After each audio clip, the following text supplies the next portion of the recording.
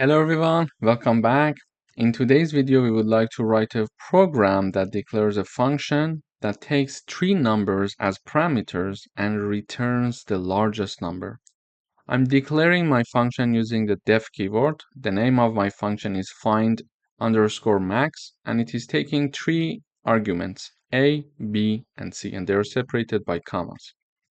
And basically, this function is going to return the maximum number among these three numbers. So this is a user-defined function. The user-defined function in this example is find max because we are defining this function, okay?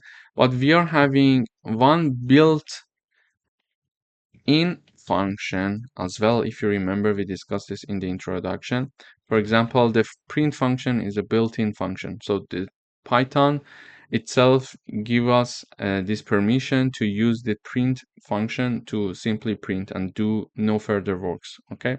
And this max function also is one of the built-in functions. So when I'm having this max function here, whatever that I'm putting in the parentheses, it is going to calculate the maximum among the numbers, and it is going to return me the maximum number among those numbers. So this function, whenever it's called, it is taking three arguments. It is going to call this built-in max function to find which one is the largest number and then return the largest number for me, okay? Now I'm having a variable called largest. It is equal to this line. Basically, this line is going to find max. It is going to call the find max function, and these are the three arguments: 10, 20, and 15. So these three variables are used here as a, b, and c respectively. So 20 is b, c equals 15, and a equals 10. And then this function basically is going to call the built-in function and find the largest number, which is 20, and return that number. And that output of that function is going to be assigned to this variable largest because there is an equal sign here.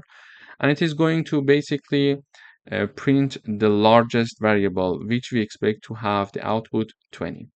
As you see here, we are having 20.